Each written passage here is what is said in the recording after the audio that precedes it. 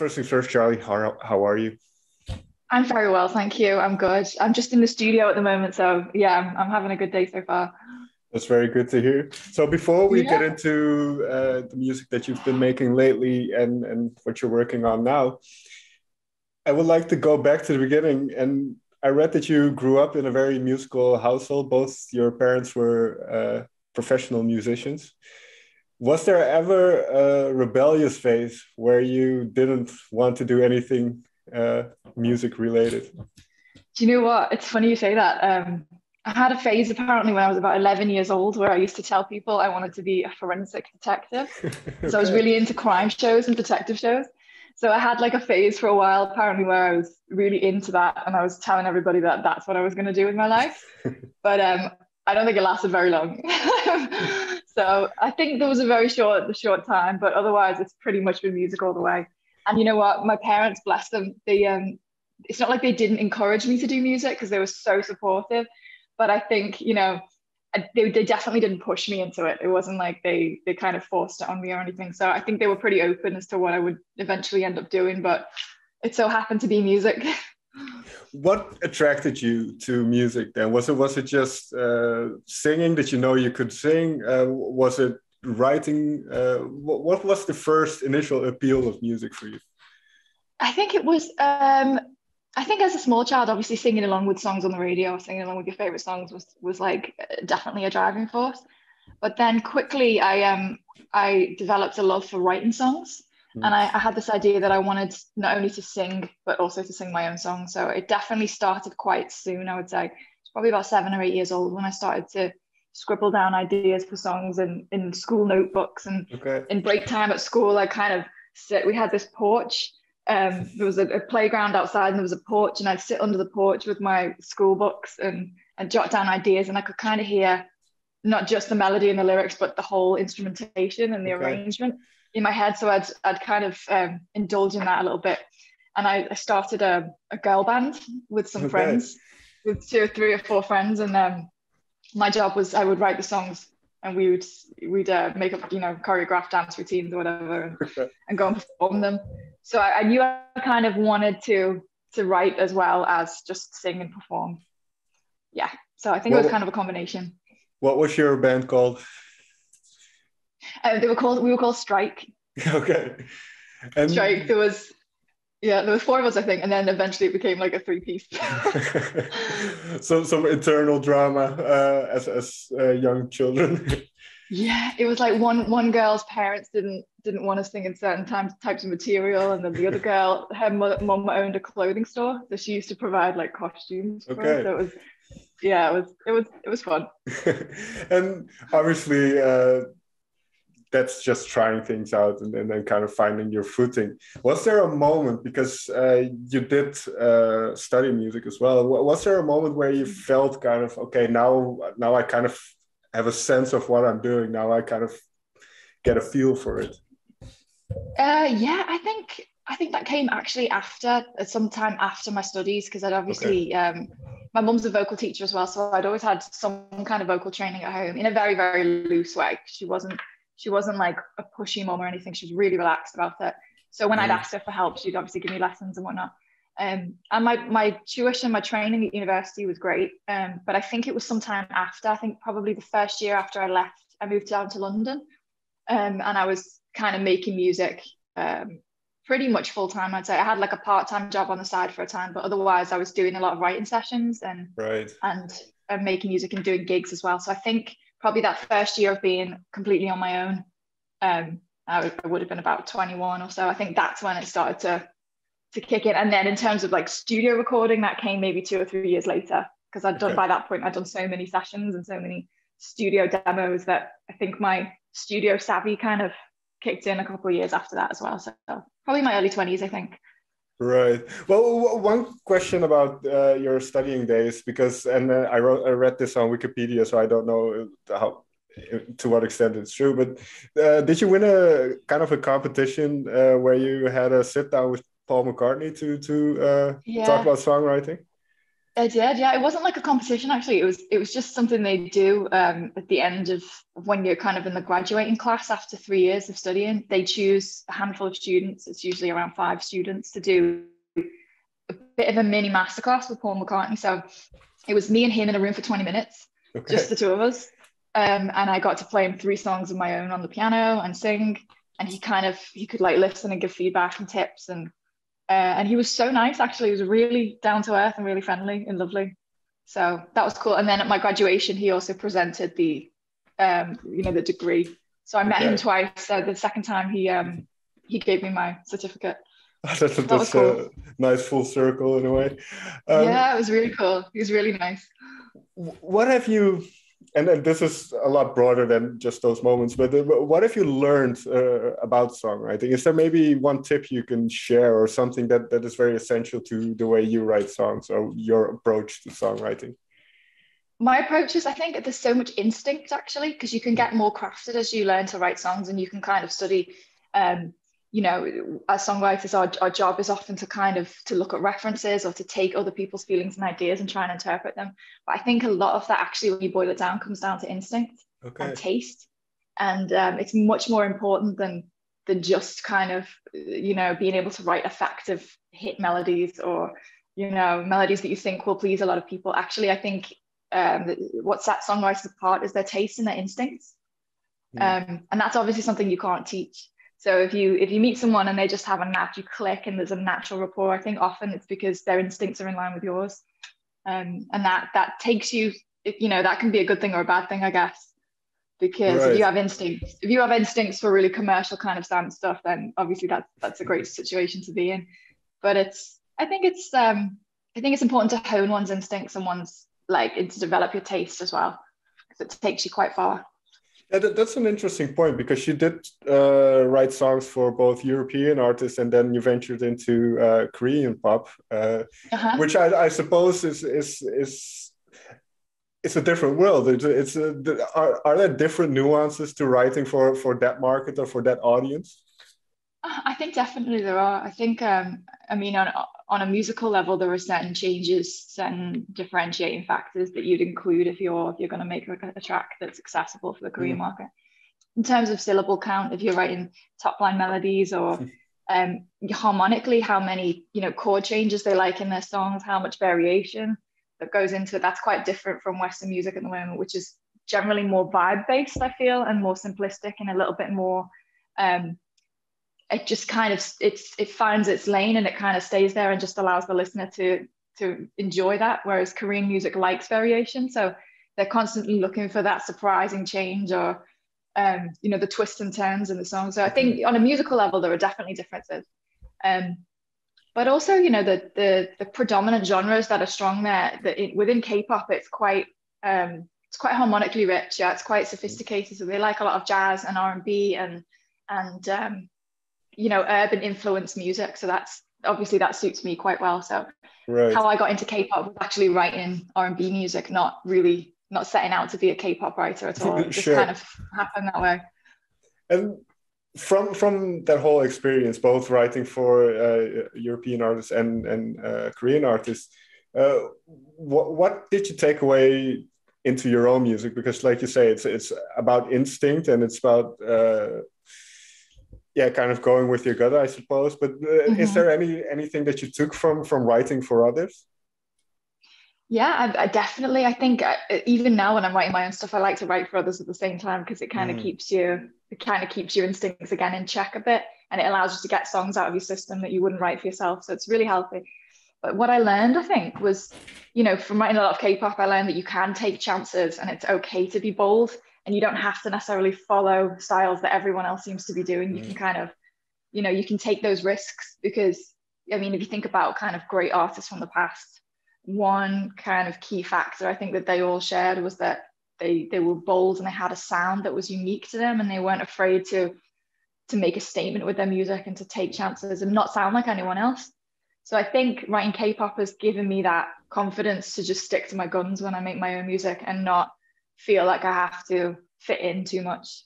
Because my stuff is a little different. It's a little outside because it has that throwback influence, but also because, Sure. I don't know, it has possibly a complexity to it as well. But it definitely encouraged me to just stay on the track that I feel I'm supposed to be on, and not, not kind of listen to Spotify playlists too much and try and fit in. Was the idea always to be the artist yourself when you were writing for other people? Were you also writing for yourself at that point? And when did the itch become so strong that you kind of made that decision of, I'm going to focus on me for now? Yeah, it was kind of always there, to be honest. In fact, some of the early demos I'd written for myself ended up being cuts with K-pop groups. So it was like a parallel thing the whole time.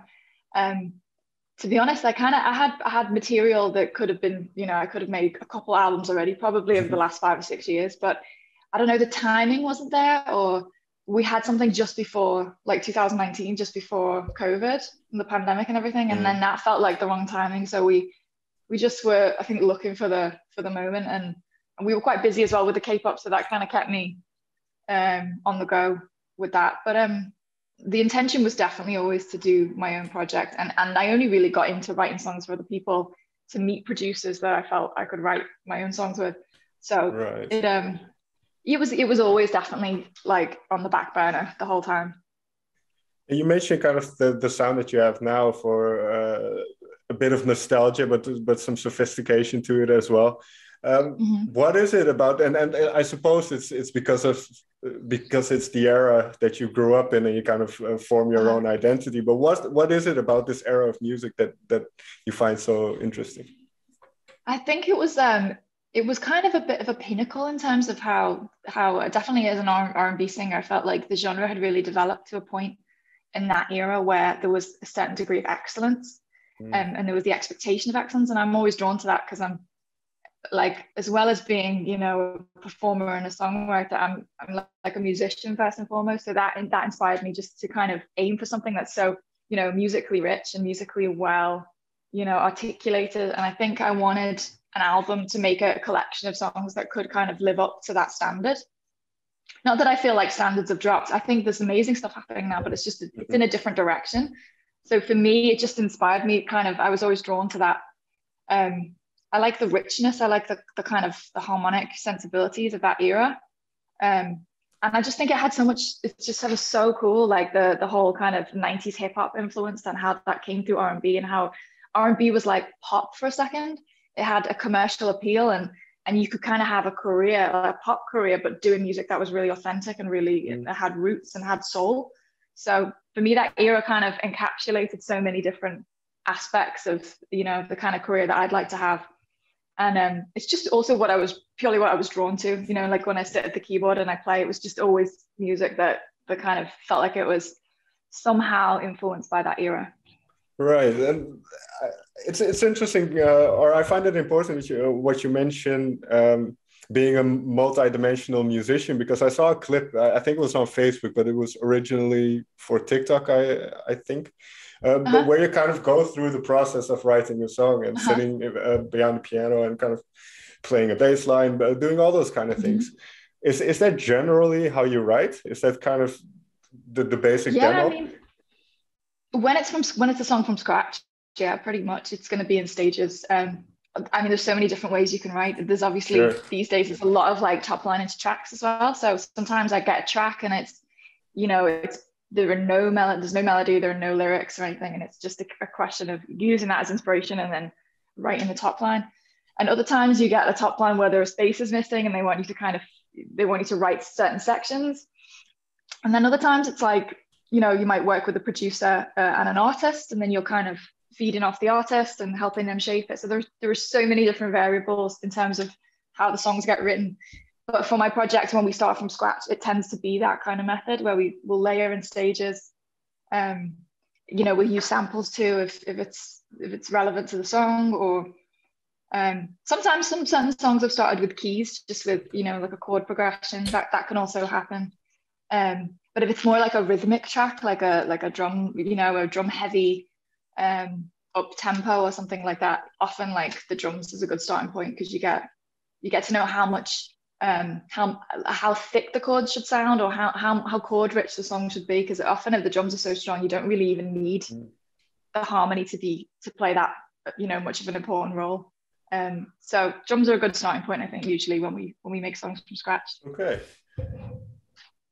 Having as much experience in music as you have, was it difficult to kind of get to a debut album because you know so much and you can do so much now because I'm just thinking that might be there's a lot more possibilities than a lot of young artists have when they first bring out an album. So what was this process like?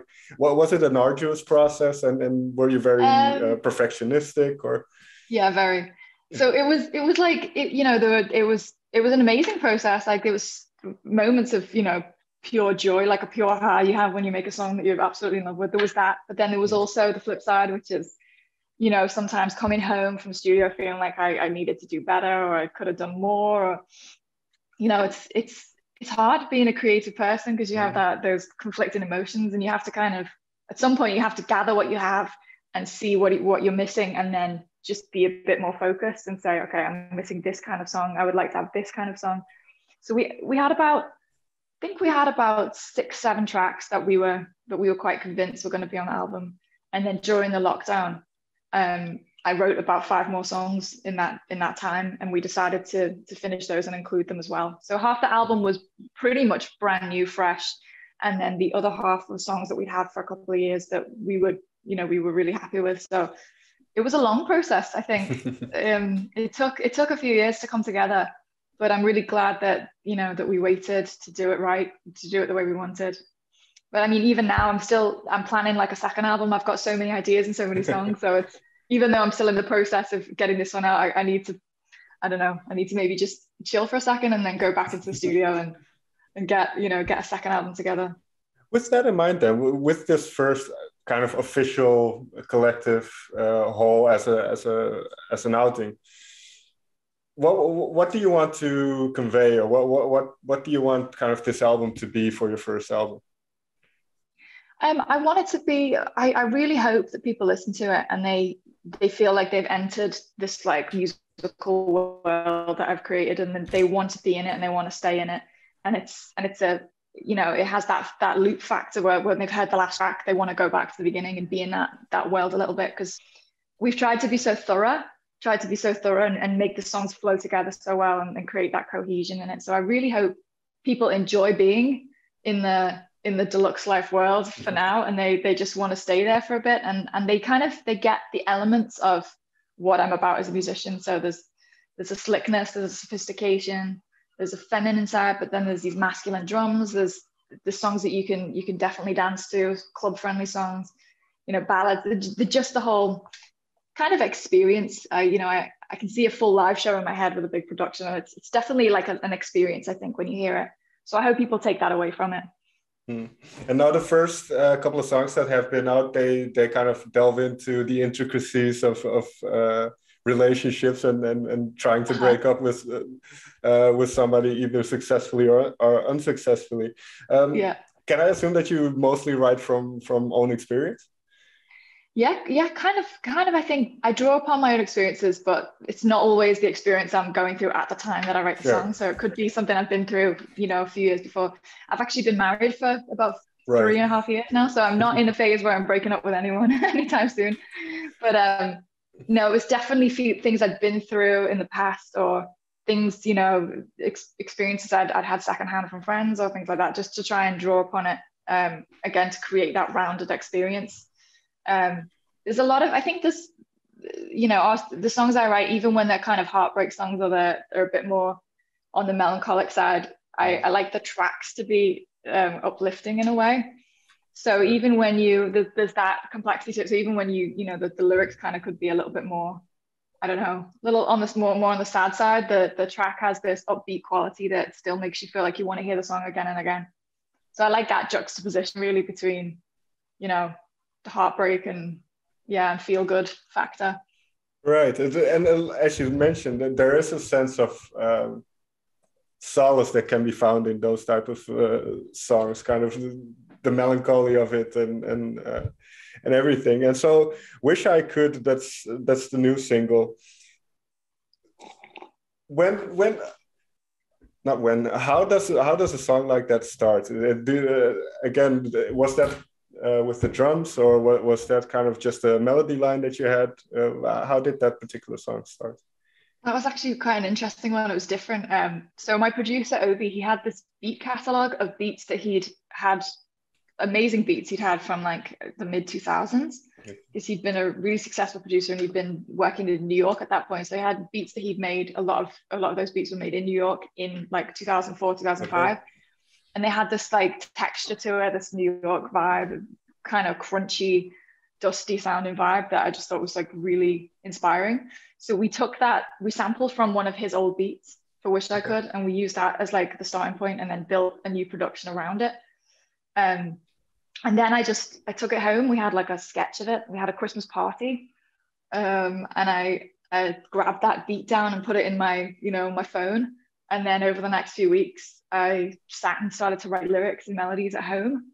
So I kind of had it. I had the track in my head, and I had it as one of those songs that you're not forcing, you're not sitting down to write it. You're just kind of letting it, marinate kind of thing. Right. And then over several weeks, I had a really great structure. And then I took that back to Obi and said, this is what I have so far. And he was like, this is so great.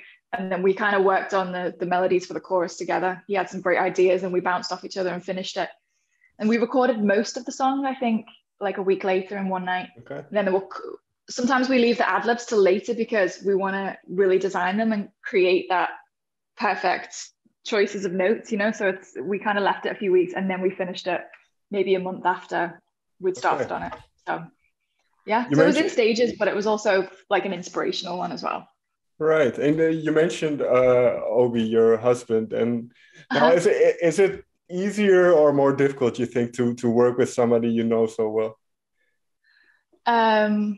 I think it's easier. I think on balance, I would say it's easier. But it has its moments because, if you live together with someone and it's impossible sometimes to not bring that to a session, right. Like to not make it 100% personal. But we're so used to it now, and we actually just met as colleagues. So the first few years we even knew each other, we were just songwriters. So it is pretty easy for us to slip back into that role. And he's amazing. He's so supportive, and he has this fire as well to kind of get this vision we have across. So there's definitely a shared passion there, and it helps. I think you can hear it in the music, actually. You can hear the love that we both have for this project and for the songs. So that's great to hear. I think it's a good thing. And what I find interesting then as well, you mentioned the vision and kind of, for instance, with Wish I Could happening in stages. Where do the aesthetics of it come in? Because you are very involved, I think, in the kind of the way it looks and kind of the feel it portrays as well. So is that kind of that visual image, is that there from the beginning, or does that kind of build? In some cases, it's there from the beginning. Like sometimes we've had certain music videos play on a loop in the laptop as we've been making the song, just like with the sound off. Okay. Sometimes it does help inspire the writing. With this one, the visuals actually came later because we had the song finish, and then we decided to kind of sit down and think about what visuals we wanted to put across. I definitely felt like it needed that sunlight golden hour look to it because the song has like a real sentimentality and so I just kind of wanted that like golden hour dreamy vibe in the video and the so we definitely went for that as an aesthetic for the visuals. Finally then, I don't know, because you mentioned that some of this was written before the whole pandemic and everything. I don't know how much of these songs you have been able to perform live or at all. So what are your thoughts on kind of bringing these songs and ultimately the album Deluxe Live to the stage? I'm so excited. It's something I'm definitely planning for at the moment. So from this summer onwards, definitely looking to get to get out and perform these songs. It's been there's a couple of them I've performed live at various small shows, like in between the pandemic, the different lockdowns that we've had. But I haven't actually been able to do the full experience and play the whole thing live. So I'm trying at the moment to get that set up for the summer. and for the end of this year to get, you know, put some dates in and get a full concert experience together. Because I mean, that's part of the joy of making an album, I guess, is to go and perform it live and see how the songs work on an audience and things like that. So it's definitely something we have kind of in the works at the moment. Well, it seems like the world is opening up again this year. So hopefully you get the chance to do that quite soon. I hope so.